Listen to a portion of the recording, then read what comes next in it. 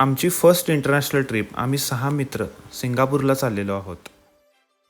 रात्री 1 वाजता मुंबईमधून सिंगापूरला आमची फ्लाईट होती.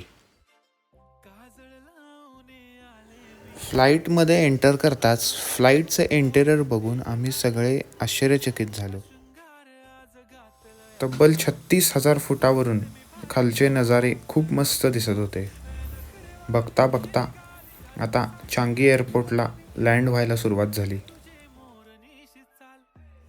जगातला सगळ्यात मोठा इनडोअर वॉटरफॉल इथे आहे. त्याचबरोबर इथं एअरपोर्टला खूप साऱ्या ॲक्टिव्हिटी अशा करण्यासारख्या आहेत. खूप असे भव्य दिव्य एअरपोर्ट यांनी बनवलेले आहे.